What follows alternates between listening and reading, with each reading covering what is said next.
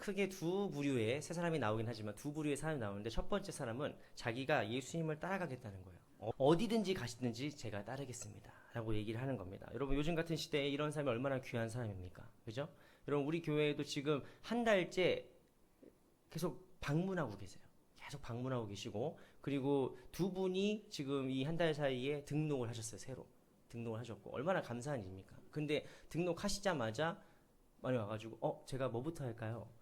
목사님 교사가 부족하지 않으신가요? 교사가 아니 그런 일 없다고. 그러면 얼마나 좋을까? 얼마나 좋을까? 우리 옆방에 우리 아이들이 있는데 교사가 없잖아요 지금. 그러니까 교사도 없고 목사님 제가 교사할까요? 아니면은 목사님 여기 찬양대가 좀 부족한데 제가 찬양대원 할까요? 아니면 목사님 저기 주방에서 돕는 손길이 부족하던데 좀 제가 할까요? 라고 나서주면 여러분 할렐루야예요. 얼마나 좋습니까? 이런 분들이 있으면 우리가 얼마나 좋겠어요. 그러니까 요즘에 그런 분들이 온다면 여러분 진짜 뭐 우린 쌍수를 들고 환영하는 거죠. 막 이렇게 막 새가족 환영회도 열고 막 오면은 이제 집사 받지 않을래요?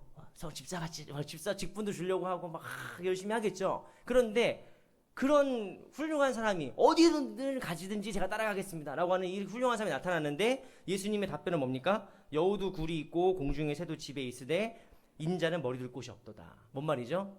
오지 말라는 거예요. 야, 내 머리도 누울 곳이 없다. 오지 마라. 따라오지 마라 라고 주님께서 거절하십니다. 그런데 두 번째, 세 번째 사람도 더 이상해요. 이게 뭐냐면 예수님께서 나를 따르라 라고 말씀하시니까 그 사람들은 뭐라고 얘기하냐면 예수님 가겠는데 우리 아버지 장사는 치르고 가게 해주십시오.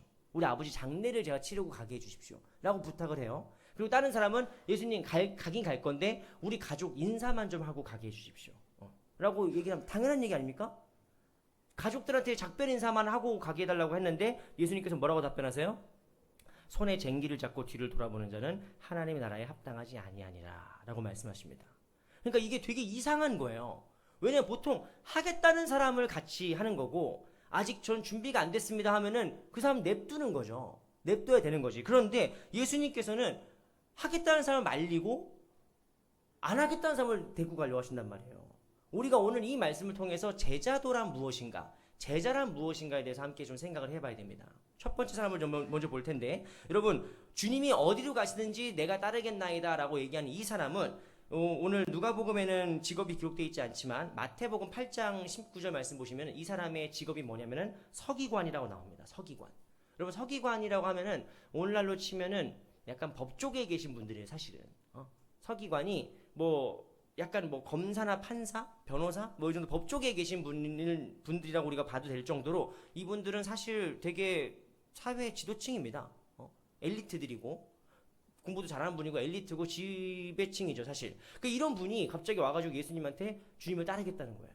그럼 여러분 이게 얼마나 좋은 상황입니까? 예수님 제자에 다 누구들밖에 없어요. 다 막 어부 막 어디 막 세리 뭐 하다 놓는지도 모르고 막 그런 애들을 데리고 다니다가 예수님 옆에 뭐 판사, 검사, 변호사 뭐 이런 애들 막 같이 다녀봐요. 급이 달라진 거예요. 급이 얼마나 좋습니까? 그런데 주님께서는 이 사람의 그 따라가겠다고 하는 결심을 막으세요. 왜 막느냐? 우리가 이 말씀을 원래는 제가 51절부터 그 말씀 본문을 정하긴 했었는데 설교 준비하다가 뺐어요. 근데 51절 말씀 보시면 누가복음 9장 51절 말씀 보시면 어떻게 써 있습니까? 예수께서 승천하실 기약이 차감해 예루살렘을 향하여 올라가기로 굳게 결심하시고 뭔 말입니까? 예수님은 이제 지금 어딜 가시는 거냐면은 예루살렘으로 가고 계시는 거예요. 여러분 누가복음은 이 9장 51절부터 19장 24절까지인가? 거기까지가 예루살렘 여행기라고 불리는 아주 중요한 파트입니다. 이게 마태복음, 마가복음, 요한복음에 안 나와요. 예루살렘 여행기라고 예수님이 갈릴리에서 활동하시다가 이제 사마리아를 지나서 유대 광야를 지나서 예루살렘으로 가시는 그 장면이 나오는데 그게 누가복음의 3분의 1 정도 되는 구간입니다. 그러니까 중요도가 엄청나게 중요한 구간이고 여기에 우리가 누가복음에서 들었던 되게 유명한 말씀이 다 들어있어요. 뭐 탕자의 비유랄지 잃은 양의 비유랄지 뭐 삭개오 이야기랄지 그게 여기 다 있는 거예요. 그러니까 어마어마하게 중요한 내용인데 이 51절부터 우리가 읽은 본문 바로 앞에 어떤 사건이 벌어지냐면 예수께서 예루살렘으로 가시니까 예수님께서 지나가는 그 사마리아 사람들이 예수님을 어떻게 했다? 배척했다. 예수님을 싫어했다는 거예요. 여러분 교회를 몇 년 다니신 분들은 다 아시겠죠? 뭡니까? 유대인들과 사마리아 사람들이 서로 치를 떠는 사이예요. 서로 너무너무 혐오하는 사이란 말이에요. 그러니까 예수님이 예루살렘을 간다고 하니까 사마리아 사람들이 그거 봐. 쟤도 유대인이야. 어쩔 수 없어. 그래서 미워하는 거예요. 그러니까 한마디로 예수님이 지금 예루살렘으로 가고 있다는 것을 모든 사람들이 아는 겁니다. 여기에서 이 젊은 서기관이 등장하는 거거든요. 그러니까 이 젊은 서기관은 지금 예수님에 따라가겠다고 하는데 왜 따라간다는 겁니까? 지금 예수님이 이제 뭔가 큰 일을 하러 예루살렘 가시는 걸 아는 거예요. 직감적으로 안 거지. 여러분 이런 거를 요즘 말로 뭐라고 하냐면은 저점 매수라고 합니다. 저점 매수. 지금 저점이야. 이거 곧 올라갈 거야. 이거 곧 올라갈 거야. 이번에 여러분 SK 하이닉스가 미국 나스닥에 뭐 용어가 있어요. AOA 무슨 그런 용어가 있어요. 거기 상장을 했습니다. 상장하자마자 뭐 17%가 올랐다나? 뭐 엄청 그렇다는 거예요. 그러면은 그거 오르기 전에 투자자들은 어떻게 하고 있을까요? 전문 투자자들은 저점 매수하고 저점 매수. 이미 샀지. 이미 샀어요. 이미 사가지고 거기에 상장되는 순간 뭐 하고 그렇다는데 저는 잘 몰라요. 이 주식의 세계는 잘 모르지만 중요한 건 뭡니까? 저점 매수죠. 아직 예수님이 예루살렘에 들어가기 전에 이제 예수님이 이분이 보통 분이 아니잖아. 이분이 엄청난 기적을 일으키고 엄청난 말씀을 하시는 분이잖아요. 그 어떤 바리새인이나 사두개인이랑 대화를 해도 율법으로 이분을 따라갈 수가 없어요. 그리고 똑똑하기만 한 게 아니라 기적도 일으켜. 어마어마한 분이야. 그러니까 야 이분을 내가 지금부터 따라가야겠다. 그래서 예수님이 왕권을 잡으실 때 주님 제가 여기 있습니다. 주님 저 옆에 있습니다. 저를 잊지 말아주십시오. 여러분 잘 된 다음에 저 여기 있습니다 그러면 보이지도 않아요. 미리미리 줄 서야지. 그러니까 이 서기관은 어떤 사람입니까? 주님 어디로 가시는지 제가 따르겠습니다. 어디로 가긴 뭘 어디로 가는지 알면서. 이 사람은 어디로 가는지 압니다. 예수님이. 어디 가시죠? 예루살렘으로 가시는 거예요. 그럼 거기에서 이제 큰 일을 벌이실 텐데 내가 그때 옆에 있어야 되겠다. 내가 최측근이 돼야 되겠다. 라고 하는 얌체 같은 마음이 있는 거예요. 그러니까 여러분 마태복음과 마가복음에는 이 사람 사건 이후에 제자들 사이에서 분란이 일어납니다. 왜? 제일 열받는 사람 누구예요? 제자들이지. 주식으로 치면은 제자들은 지금 3년 동안 물려 있었단 말이에요. 예수님 따라가고 있었는데 예수님 얘가 언제 굴러 들어왔다고 와가지고 갑자기 예수님 최측근인 척을 하려고 해. 그러니까 제자들이 서로 열받으니까 서로 뭐라고 얘기합니까? 나중에 예수님한테 주여 주님께서 영광 중에 다시 오실 때에 우리 중에 하나는 주님의 우편에 하나는 주님의 좌편에 앉게 해주십시오 라고 자리 경쟁이 시작돼요. 이 사람 때문에. 그러니까 여러분 예수님께서 왜 이 사람에게 여우도 굴이 있고 새도 집이 있는데 인자는 머리 둘 곳이 없다라고 말씀한 줄 아시겠습니까? 그 말 뜻은 뭔 뜻이냐? 얘야 나를 따라온다고 해도 네가 꿈꾸던 건 없어. 네가 뭘 꿈꾸고 나한테 지금 접근한 줄 나도 알겠는데 그런 건 없어. 내가 가는 길에 무슨 왕좌가 기다리고 있는 게 아니야. 내가 가는 길에 부귀영화가 기다리고 있는 게 아니야. 내가 가는 길이 십자가야. 너는 십자가를 이해를 못한 나가. 그래서 가라. 좋은 말 할 때 가라. 그래서 보내버리시는 거예요. 여러분 여기에서 이 첫 번째 사람을 주님께서 버리셨다기보다 이제 거절하신 이유가 뭡니까? 거절하신 이유는 이 사람이 나의 결단으로 주님을 따라가려고 해요. 주님 어디로 가시든지 내가 따르겠나이다 라고 얘기한단 말이에요. 근데 주님은 여러분 하나님이 가장 안 믿는 게 뭔지 아십니까? 사람의 결단이. 사람의 결단 믿지 않으세요. 여러분 예수님께서 제자들에게 너희가 내가 마시는 포도주를 마실 수 있느냐? 내가 가려는 길을 걸어갈 수 있느냐? 라고 제자들이 뭐라고 얘기합니까? 주님 할 수 있습니다. 주님 저도 마실 수 있습니다. 주님 저도 걸어갈 수 있습니다. 라고 호언장담을 해요. 베드로 내가 주님 절대 남들 다 배신해도 저는 주님 배신하지 않겠습니다. 라고 말씀하시는 거예요. 여러분 예수님께서 그 베드로 보고 어떻게 보실까요? 웃기는 거지. 여러분 사람의 결심을 믿을 게 아닙니다. 사람의 결심 다 믿을 수가 없어요. 이 서기관 이 젊은 청년이 주님을 따르겠다고 하는데 그 따르는 근거가 뭡니까 지금? 나의 결심이에요. 나의 의지예요. 나의 열심으로 주님을 따르겠다는 거예요. 그 열심과 의지는 너무나 빈약하죠. 너무나 연약한 것이죠. 여러분 제자도의 첫 번째 가장 중요한 작용은 무엇이냐? 부르심은 제자가 된다는 것은 나의 결단으로 되는 게 아니에요.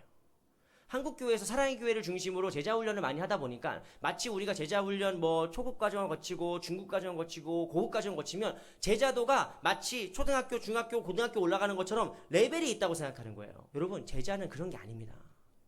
제자는 그런 게 아니에요. 원래 이 제자라는 것은 뭡니까? 스승이 가는 길을 그대로 따라가는 게 제자예요. 지금도 이렇게 직업교육을 하는 나라가 독일입니다. 독일의 아우스빌딩이라고 직업교육을 아우스빌딩으로 해요. 이 아우스빌딩의 최정점에 있는 사람은 마이스터라고 합니다. 마이스터. 이 마이스터가 만약에 우리 동네 빵을 기가 막히게 만드는 마이스터가 있다. 브로트 마이스터가 있다. 빵을 굽는 마이스터예요. 이 마이스터가 빵을 구우면은 이 사람한테 기술을 배워야 될 거 아니에요.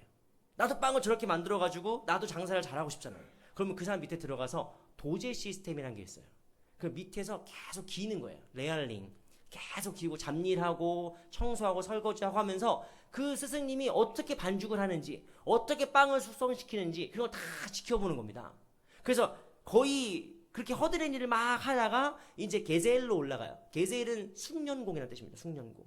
게셀로 올라간 다음에 이제 그 숙련공이 자기의 기술을 갖기 위해서는 반드시 반더롱스프리스트라고 해가지고 그 방랑하는 시기를 거쳐야 돼요.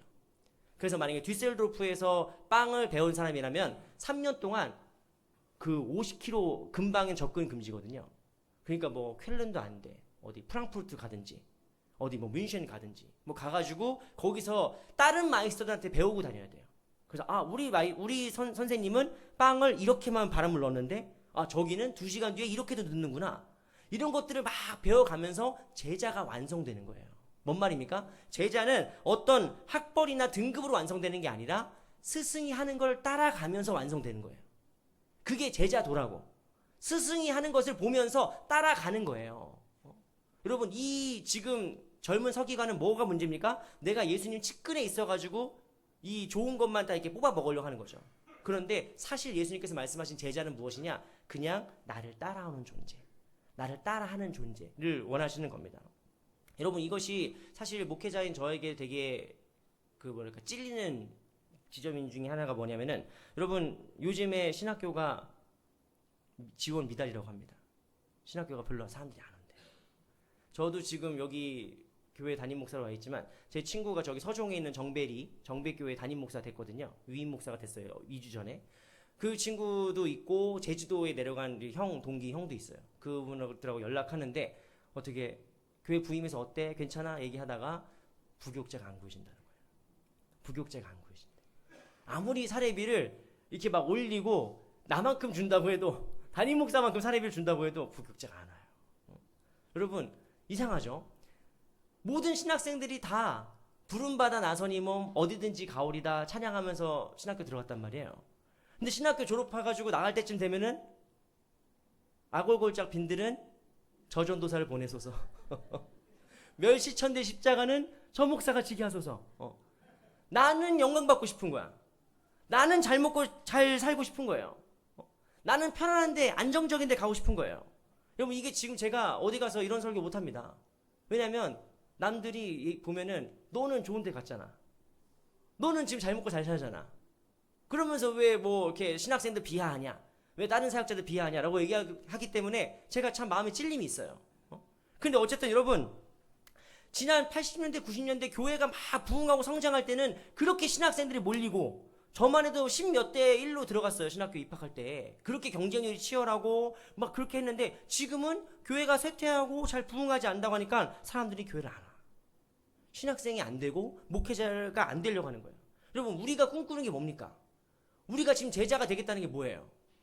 우리가 정말로 하나님의 나라를 위해서 제자가 되겠다는 건지, 아니면은 여기에 뭔가 뜨는 게 있는 것 같으니까, 여기가 잘 되는 것 같으니까 그걸 보고 우리가 거래하는 건지, 우리 스스로 돌아봐야 되는 거예요.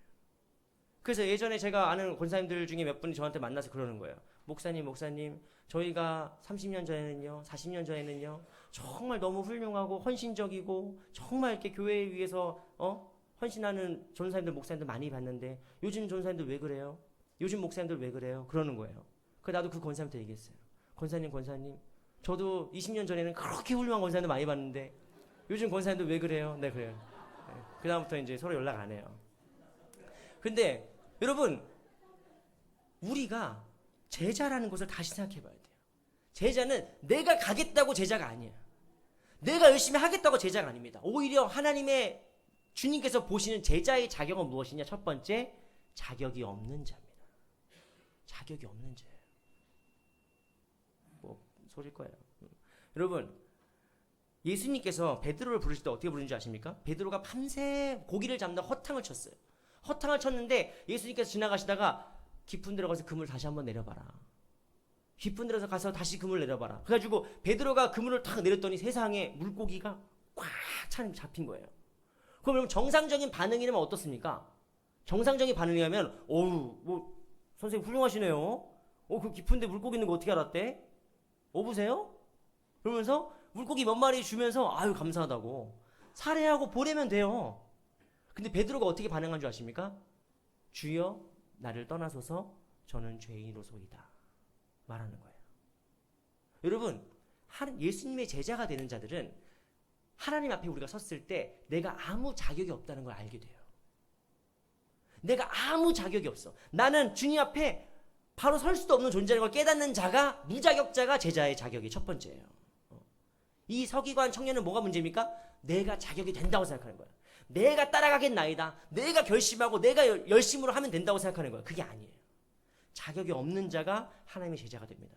그래서 여러분, 이사야는 어떻습니까? 주님의 임재를 만났을 때 화로다 내가 죽게 되었구나, 내가 망하게 되었구나라고 이렇게 막 울고 있는 거예요. 주님께서 모세를 부르실 때 모세가 뭐라고 얘기합니까? 주님 저는 말을 못합니다. 주님 저는 부족합니다. 저는 연약합니다 라고 얘기하는 거예요. 사도 바울은 스스로 어떻게 고백합니까? 나는 사도 중에 가장 작은 자요 죄인 중에 괴수다. 내가 제일 나쁜 놈이다 라고 말하는 거거든요. 여러분, 이건 겸손의 표현이 아닙니다. 우리가 하나님 앞에 섰을 때 우리가 자격이 없다는 걸 깨닫는 거예요. 내가 죄인밖에 되지 않는다는 걸 깨닫는 것이 바로 제자의 첫 번째 조건입니다. 두 번째, 이제 주님께서 이 사람은 멀리 하셨는데 가다가 제자를 부르세요. 다른 사람에게 뭐라고 하십니까? 나를 따르라 라고 말씀하십니다. 근데 그 사람이 주님께 이렇게 말하는 거죠. 주님 가긴 갈 건데 그가 이르되 나로 먼저 가서 내 아버지를 장사하게 허락하옵소서. 그러니까 아버지 내가 장례만 치고 갈게요. 예수님 먼저 가세요. 먼저. 주님 지금 예루살렘 가시는 거잖아. 내가 따라갈게요. 우리 아버지 장사만 치르게 해주세요 라고 하는데 주님께서 뭐라고 말씀하시죠? 이르시되 죽은 자들로 자기의 죽은 자들을 장사하게 하고 너는 가서 하나님의 나라를 전파하라. 뭔 말입니까? 필요 없다는 거예요. 지금 빨리. 지금 아버지 장사고 뭐고 필요 없고 너는 나를 빨리 따라라 라고 말씀하십니다. 이때부터 이제 마음이 불편해지죠. 이제 이 유교 문화권에 사는 우리한테는 마음이 불편해지죠. 이런 괘씸한 어디 아버지 장사도 못 지르고 지금 따라오라고 해. 두 번째 뭐라고 합니까? 61절 보시면은 또 다른 사람이 주님 가긴 가겠습니다. 갈 거예요. 그런데 작별 인사만 좀 하고 가게 해주십시오 라고 하는 거예요. 근데 주님께서 뭐라고 합니까? 62절에 손에 쟁기를 잡고 뒤를 돌아보는 자는 하나님 나라에 적합하지 않다. 뭔 말이죠? 지금 오라는 거예요. 지금. 우린 여기에서 예수님이 성격이 괴팍한가? 예수님 너무 이기적인가? 이렇게 생각할 수 있어요. 아니 왜 이렇게 너무 당연한 것들을 예수님이 금지시키냔 말이야. 근데 우리가 이 오해를 풀기 위해서 제가 빨리 성서 신학자들이 얘기하는 것들을 설명해 드리겠습니다. 여러분, 첫 번째, 아버지가 돌아가셔서 지금 장사를 치르는 게 아니에요. 이스라엘 장례는 당일날 치러지는 겁니다. 그러니까 아버지가 만약에 돌아가셨으면 이 사람은 지금 길거리에 있으면 안 돼요. 그렇잖아. 우리도 똑같잖아요. 아버지 돌아가셨는데 길거리에서 우리가 서성이지는 않잖아. 그러니까 이 장면을 어떻게 해석하는 게 맞냐면은 이 부르심 받은 제자가 얘기하는 거예요. 집에 연로하신 아버지가 계신데 오늘 내일 하십니다. 주님, 우리 아버지 내가 간호하다가 돌아가시면 장례까지 치르고 갈게요. 이거예요. 이 얘기하는 거예요. 그러니까 예수님이 갑자기 아버지 장례 치러야 사람 붙잡고 상갓집에서 끄집어내가지고 데리고 가는 게 아니라 지금 이 사람은 제자를 부르려고 하는데 이 사람이 집에 아버지가 아프시니까 오늘 내일 하시니까 내가 좀 간호 좀 하고 장례까지 잘 치러드리고 갈게요. 주님 약속할게요 라고 얘기하는 거예요. 그래서 주님께서 그러지 말라는 거예요. 두 번째, 가족과 작별 인사하려는 것도 무엇이냐? 이 사람이 가족과 얘기하고 뭐 이렇게 작별 인사하고 당연히 우리가 이해는 가지. 근데 오늘 말씀의 배경은 뭡니까? 51절에 예수께서 승천하실 기약이 차감해 예루살렘을 향하여 올라가기로 굳게 결심하시고 뭐죠? 예수님 죽으러 가는 거란 말이에요. 예수님이 이제 죽으러 가는 거란 말이에요. 그러니까 제자들이 스승님을 볼 시간이 얼마 안 남았어. 여러분 무슨 독일에서 마이스터 교육, 직업 교육 할 때 무슨 뭐 챕터 1, 빵 반죽하기, 챕터 2, 굽기, 이렇게 있는 게 아니에요. 그렇잖아요. 여러분이 시어머니들이 며느리한테 김장 가르쳐 줄 때 어떻게 가르쳐 줍니까? 그냥 앞에서 담그잖아요. 가지고 나는 배즙을 좀 넣어. 이런 거 있죠? 나는 새우젓은 안 넣고 액젓을 넣어. 이런 거 있잖아요. 그런 식으로 옆에서 무슨 교과서로 나와 있는 게 아니야. 어머니 살아계실 때, 아버지 살아계실 때 그걸 빨리 옆에서 배워야 되는 거예요. 그러니까 예수님 뭡니까? 지금 내가 곧 죽어. 곧 십자가에 달려서 곧 죽는다고. 제자들이랑 언제까지 그래 너 나중에 와. 아버님 돌아가시고 그 장례 잘 쳐드리고 10년이 됐든 5년이 됐든 이따가 와. 그래서 시간이 있으면 예수님이 당연히 기회를 주지. 근데 지금 시간이 없다니까요. 예수님은 곧 예루살렘 가셔서 십자가 들어서 죽으신단 말이에요. 그러니까 주님께서 말씀하신 게 뭡니까? 뭐가 더 우선순위인지를 보라는 거예요. 여러분 예수님의 제자는 뭡니까? 우선순위를 하나님의 나라로 두는 것입니다. 오늘 말씀은 반인륜적인 말씀이 아니에요. 예수님이 부모님 장례도 치르지 말고 가족들이랑 인사도 하지 말고 그냥 교회 일이 먼저다, 하나님 나라의 일이 먼저다 라고 우리한테 율법적으로 강요하시는 게 아니에요. 주님 말씀 뭡니까? 이 긴장 관계 속에서 우선순위가 뭔지를 깨달으라는 거예요. 너희의 우선순위가 무엇이냐. 그 우선순위를 먼저 해야 되는 것이죠. 여러분 제가 얼마 전에 봤던 영상 중에 참 되게 인상 깊은 영상이 있었는데 손흥민 선수의 아버지인 송웅정 씨가 했던 인터뷰 영상 중에 그런 내용이 있었어요. 뭐냐면 인생에 또 전세 또 언제 찾았어 또 인생에 가장 파괴적인 단어가 있다면 그것은 바로 나중에다. 근데 가장 생산적인 단어가 있다면 그것은 무엇이냐? 지금이다. 라고 얘기를 하는 거예요. 저는 그 인터뷰를 보고 이거 되게 기독교적인데? 그럼 기독교인이신가? 예수 믿으시나? 싶었는데 왜냐하면 옛날에 C.S. 로이스가 쓴 스크루테이프의 편지라는 책이 있습니다. 이게 뭐냐면 악마가 인간을 이제 꼬시는 그런 내용의 그런 블랙 코미디가 가득한 책이에요. 책은 조금 내용은 어렵지만 어쨌든 그 책이 있습니다. 그 책에 보면은 그런 내용이 있어요. 어느 날 우두머리 사탄이 자기 밑에 이제 부하 마귀들을 다 불러 모은 거예요. 불러 모아가지고 얘기를 합니다. 자 이제 우리의 원수, 그러니까 예수님이죠. 사탄에게 원수니까 예수님이지. 우리 원수가 죽음에서 부활해서 승리했다. 이제 우리는 저 원수가 들고 일어나면 우린 다 망한다. 그러니까 우리가 조금이라도 더 우리 세력을 많이 좀 키워놓자. 그래서 첫 번째 마귀한테 임무를 주는 거예요. 자 우리 어떻게 대체가면 좋겠냐. 그러니까 그 마귀가 부하 마귀가 원수한 그 대장 사탄한테 얘기하는 거죠. 그러면 대장님 내 앞에 장사 없습니다. 내 앞에 장사 없어요. 예수 믿는 사람들 다 잡아 죽이고 고문하고 감옥에 가둬두고 재산 다 뺐으면은 이 다 복음이고 뭐고 다 사라질 겁니다. 없어질 겁니다. 저만 믿으세요. 그래가지고 그 마귀가 예수 믿는 사람 다 잡아 죽이고 막 고문하고 재산 다 뺏어간 거예요. 그런데 그러고 시간이 지났더니 웬걸 복음이 덮어져. 복음이 덮어져 나가는 거예요. 그 대장 사탄이 화가 나가지고 야 너 때문에 지금 복음이 덮어졌다. 그 두 번째 사탄 마귀가 얘기하는 거예요. 대장님 그러면 저한테 능력을 주시면 이게 다 거짓말이다. 이게 다 뻥이다. 이렇게 제가 만들어 놓겠습니다. 인간의 과학이 발전하고 학문이 발전하고 기술이 발전하면서 기독교 신앙은 다 미신이고 결국 종교는 아편이고 그런 사상을 퍼뜨리겠다는 거예요. 그래가지고 사탄이 좋다. 한번 해봐라. 그래가지고 두 번째 마귀가 계몽주의 이후에 이 서구 사회의 이제 어떤 학문적인 업적과 기술을 이만큼 끌어올렸어요. 그래가지고 라플라르라는 프랑스의 수학자는 이렇게 얘기합니다. 저에겐 더 이상 신이라는 가설은 필요 없습니다. 모든 걸 숫자로 설명할 수 있다는 거야. 모든 걸 과학과 기술로 설명할 수 있다는 거예요. 인간의 계몽주의 의식이 거기까지 올라갔어요. 그런데 그렇게 해놨더니 어떻게 됩니까? 복음이 유럽에만 갇혀있는 게 아니라 아시아랑 아프리카랑 아메리카로 퍼져나가는 거예요. 전 세계에 복음 퍼져나가는 거예요.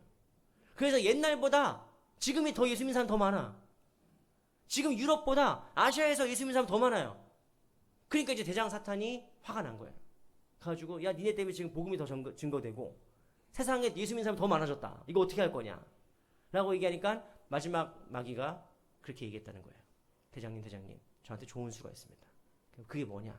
라고 얘기하니까 그거 다 하나님 믿어도 돼. 너 예수님 믿어도 돼. 너 얼마든지 성경 읽어도 돼. 그런데 하나만 마음속에 주입하면 된다는 거예요. 그게 뭡니까? 나중에 믿어도 돼. 그 마음을 주면 된다는 거예요.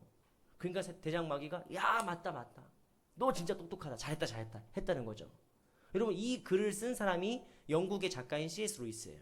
그리고 그 글을 쓰고 나서 정말로 50년도 되지 않아서 영국의 교회들이 술집으로 팔려나가기 시작합니다. 여러분 저도 독일에서 6년 동안 유학을 하면서 많은 유럽인들을 만났잖아요. 정말 많은 사람들을 만나는데 만나서 얘기하다 보니까 제가 이제 신학생이고 제가 이제 목사고 교회에서 뭐 이런 거 한다고 하니까 독일 사람들 다 존경해요. 그거 되게 어려운 학문인데 어떻게 그걸 하니? 대단하다고 저한테 되게 존경하고 칭찬합니다. 그래서 내가 물어봐요. 너도 하나님 믿니? 너도 크리스찬이니? 이러면 맞대. 그런데 교회는 안 나가요. 여러분 걔네들이 고등학교 때부터 인문계에서 김나지움에서 헬라어도 배우고 라틴어도 배웁니다. 웬만한 우리나라 목사님들보다 더 헬라어 잘할걸요? 더 라틴어 잘할걸요? 성경을 읽으면 엄청 깊이 있게 읽어요. 그런데 교회는 안 다녀요. 근데 예수님은 안 믿어. 그러면서 머릿속으로 안 돼. 하나님 계신 거 알아. 우주에 하나님이 계시고 뭐 그런 거 알긴 알아. 그런데 나중에 아는 것과 믿는 것은 다른 거예요. 여러분 근데 이런 것들이 이런 어떤 삶의 자세들이 뭐가 됩니까? 나중으로 계속 미뤄지는 거지. 제가 옛날에 약수교회에서 농촌 선교를 갔는데 경북 산청으로 갑니다. 경북 산청으로 가가지고 매년 농촌 선교를 갔는데 한 뭐 3박 4일 정도 그 농촌에서 먹고 자고 수지침 치료도 하고 뭐 이렇게 막 탈춤도 추고 뭐 이런 거 있잖아요. 위문 공연도 하고 그런 걸 하고 있었는데 그 산청 지역에 있는 농협 쪽인가 어디 거기에서 이제 바카스 돌리면서 오늘 저녁에 위문 공연 있습니다. 뭐 한번 방문하세요. 이렇게 막 전도하고 있었는데 어떤 여자 좀 젊은 분이 좀 이렇게 되게 피하는 거예요. 저를 피하고 이렇게 막 주면은 막 멀리하고 그러셔가지고 뭐 부끄러움이 많으신가? 내가 잘생겼나? 뭐 그런 생각도 했었어요. 이렇게 막 했는데 어쨌든 이제 마지막 날쯤 돼가지고 거기 가서 도와주셔서 감사합니다 이렇게 인사하고 가려고 하는데 그 여자분이 나한테 와가지고 잠깐 얘기 좀 하자는 거예요. 가지고 그때 미혼일 때거든요. 가지고 혼자 머릿속에서 장거리 연애는 힘든데 뭐 이런 생각하면서 이제 그래요? 그래서 알겠다고 나가서 이제 같이 얘기를 했는데 그분이 나보고 전도사님이세요? 가지고 네 맞습니다. 그러니까 퍽 울어요. 퍽 울더니 전도사님 제가 진주 CCC 회장이었어요. 이러는 거예요. 그 진주 뭐 대학교 뭐 거기에서 대학교 CCC 대학교 크리스천 그 협회에서 자기가 회장이었다는 거예요. 그래서 예 그런데요. 그랬더니 근데 지금 교회 안 나간 지가 20년 가까이 된다는 거예요. 자기가 젊었을 때는 CCC 회장도 할 정도로 열심히 하고 늘 충성하고 막 전도하고 그랬던 사람인데 대학 졸업해가지고 취업이 제일 어려우니까 하나님께 기도했다는 거예요. 하나님 취업만 된 다음에 교회 다닐게요.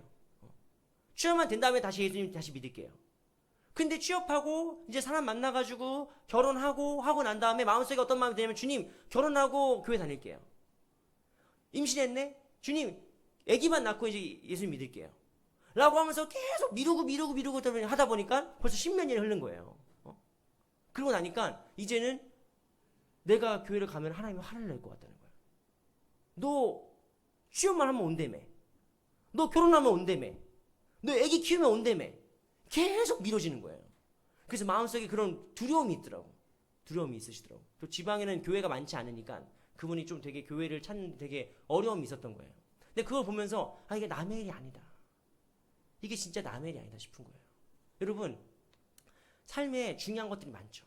우리 삶에 중요한 게 많죠. 그런데 우선순위를 계속 뺏기기 시작하면 신앙의 우선순위를 계속 우리가 내주기 시작하면 나중에 돌아올 수가 없어요. 나중에 돌이킬 수가 없어요. 여러분 제가 작년까지 소망교회에서 3040 사역을 했는데 여러분 소망교회 하면은 여러분 뭐가 떠오르십니까? 되게 뭐 수많은 대형교회 대한민국에서 손꼽히는 대형교회고 엄청 그런 교회잖아요. 등록 성도가 한 뭐 5만 명 이상 되잖아요. 소망교회 3040 모임을 하는데 30대 40대 그 부부 모임을 하는데 2주일에 한 번씩 모였거든요. 2주일에 한 번씩 모였는데 몇 명 모였을 것 같습니까? 몇만 모였을까요? 소망교회 3040 모이면은. 여러분이 틀려주셔야 설교가 은혜롭습니다. 100명? 너무 무시한다. 소망교회 너무 무시한다. 1000명? 소망교회 1000명. 1000명에 3040 쫙. 또 몇 명이 모였을 것 같아요? 소망교회 정도 되는 교회 규모에 3040이 모여가지고 예배를 드린다. 몇 명 모였을까요? 자, 한 명만 더 받겠습니다. 한 분만. 50명? 에이. 200명 누굽니까? 200명. 200명. 소망교회 오셨어요, 권사님? 150명 모였어요. 어른만 150명. 응? 물론 수련회 같은 데 가고 하면 300명 이상 되고 하긴 했지만 어쨌든 여러분 거기 등록 성도가 몇만 명이에요. 근데 150명 모였단 말이에요. 그것도 겨우. 제 친구가 영락교회 3040 전임하고 있습니다. 물어봤더니 비슷해요. 왜 그러느냐? 지금 이 젊은 시기에 우선순위가 너무 자주 바뀌어요. 그게 취업이기도 하고 자녀이기도 하고 육아이기도 하고 계속. 근데 그러다 보면은 여러분 어떻게 됩니까? 신앙에서 점점 멀어지는 거예요. 점점 멀어지는 겁니다. 여러분 제자의 두 번째 자격은 무엇입니까? 첫 번째 자격이 무자격이라면 두 번째 자격은 무엇입니까? 우선순위로 삼는 거예요. 내가 하나님의 나라를 우선순위로 삼고 내가 신앙을 우선순위로 삼고 내가 믿음을 우선순위로 삼는 것이 바로 제자의 두 번째 자세인 것입니다. 여러분 오늘 함께 이 제자의 길을 걸어갔던 우리 믿음의 선배 한 명을 소개하고 말씀 마치려고 합니다. 오늘 여러분 디트리 보네퍼라는 목사님이 있습니다. 독일의 순교자였고 이 디트리 보네퍼 목사님이 정말 당시에 독일에 젊고 촉망받는 신학자였어요. 이분이 박사 논문을 몇 살에 썼냐면은 22살인가 23살에 썼는데 쌍토른 코미니움이라고 성도의 교제라는 박사 논문을 썼습니다. 근데 이 논문을 쓰고 나서 학계에 제출했을 때 그 학계에서 모든 사람들이 지도교수한테 뭐라고 얘기한 줄 아십니까? 자네는 축복받았네. 왜냐하면 이제 앞으로 영원히 자네 이름이 언급될 거 아닌가 라는 거예요. 이게 무슨 말이냐? 보통은 지도교사가 더 유명하죠. 지도교사가 더 유명하고 학생 논문을 봐주는 거잖아요. 근데 이 젊은 22살짜리가 논문을 썼는데 이 논문이 완벽한 거예요. 너무 천재적인 거야. 그러니까 다른 학계 교수들이 그걸 보고 나니까 야, 이 보네퍼의 논문이 언급될 때마다 그 논문을 지도했던 네 이름이 계속 나올 거 아니냐. 그러니까 너 얼마나 좋겠냐 이 얘기를 하는 거거든요. 그 정도로 천재입니다. 보네퍼가 22살 썼던 이 교회론이 나중에 그로부터 한 20년 지나서 뭐 세계 최고의 신학자라고 했던 칼 바르트가 교회학에서 교회론을 쓰는데 그 서문이 그렇게 써요. 지금부터 내가 교회에 대해서 쓸 건데 내가 쓰는 글이 20년 전 20살짜리 보네퍼라는 청년이 썼던 글에 미치지 못할까 두렵다. 그 정도로 천재적인 글이에요. 그 정도로 어마어마한 글을 썼던 이 천재 신학자인데 이 신학자가 독일에 있잖아요. 그러니까 그때 1939년에 전쟁의 먹구름이 막 이제 몰려오기 시작하는 거예요. 나치가 정권을 잡고 이제 곧 전쟁이 벌어질 것 같고 저 독일에서 하는 짓을 보니까 막 사람 잡아다 죽이고 막 너무 막 무서운 일이 잔인한 일이 벌어지니까 미국에 있는 많은 지식인들이 독일에 있는 지식인들을 이렇게 빼오기 시작했어요. 그 중에 한 사람이 아인슈타인 뭐 이런 사람들입니다. 뭐 이렇게 유명한 사람들을 이렇게 데리고 오는 거예요, 미국으로. 근데 그때 나인홀트 리버라는 이 되게 유명한 신학자인데 이 사람이 디트리 보네퍼를 미국으로 데리고 와요. 뉴욕의 초빙 교수로 세웁니다. 초빙을 세우면서 여기서 있으라는 거지. 거긴 위험하니까. 너같이 천재적인 애는 좀 살아야 된다. 있으라는 거죠. 보네퍼가 초빙 교수로 왔으니까 뉴욕에 와요. 뉴욕에 와서 이제 거기서 강의도 하고 연구도 하고 자유로운 환경이 된 겁니다. 여러분 보네퍼가 독일에 있을 때는 설교 금지 명령당하고 교수 자격 박탈당하고 막 그랬단 말이에요. 근데 여기 와가지고 미국에서 이렇게 행복하게 살 수 있으니까 얼마나 좋아. 근데 한 달 뒤에 보네퍼가 나인홀트 리버한테 편지를 남깁니다. 뭐라고 얘기하냐면 선생님 제가 미국에 온 건 제 실수였습니다. 제가 그때 잠깐 실수해서 미국에 왔습니다. 나는 이 어려운 시기를 독일에 있는 그리스도인들과 함께 살아나야만 합니다. 나를 하나님께서 부르신 그 부르신 목적은 독일 사람들과 함께 사는 것이고 함께 죽는 것입니다. 내가 이 민족과 이 시대의 시련을 함께 나누지 않는다면 나는 전쟁 후에 독일에서 기독교적인 삶을 재건하는 일에 참여할 권리가 없습니다. 라고 그 편지를 쓰고 독일로 돌아가는 거죠. 그리고 나서 1945년에 4월 9일에 이제 처형을 당하게 됩니다. 여러분, 이 천재적인 사람이 내 삶의 우선순위가 그냥 안정적인 것이고 잘 먹고 잘 사는 것이고 이 한 몸 편안한 것이라면 여러분, 보네포는 지금 어리석은 결정한 거죠. 충분히 미국에서 인정받으면서 안정적으로 살 수 있단 말이에요. 근데 그 사람이 그럼에도 불구하고 독일로 돌아간 이유가 뭡니까? 자기 고향으로 돌아간 이유가 뭡니까? 내 인생의 가장 중요한 우선순위가 무엇이다? 하나님의 나라고 이 독일에서 성도의 삶을 세우는 것이에요. 내가 태어난 이 땅에서 성도들이 정말 성경대로 하나님의 말씀대로 살아가기 원하는 그런 목회자의 삶을 살기 위해서 그게 이 사람의 인생의 우선순위이기 때문에 이 사람이 다른 모든 것들을 배설물로 여기는 것이죠. 제자는 무엇입니까? 우선순위를 바르게 아는 자가 제자예요. 우선순위를. 이 보네포가 쓴 책 중에 나를 따르라는 책이 있습니다. 이 책에서는 어떤 구절이 있냐면 이런 구절이 있어요. 우리 교회의 원수는, 교회의 숙적은 다른 게 아니라 값싼 은혜다. 하나님의 은혜를 값싼 싸구려로 만드는 게 교회의 원수다 하는 거예요. 값싼 은혜란 회개 없는 용서요, 제자도 없는 은혜요, 십자가 없는 영광이다 라고 얘기했습니다.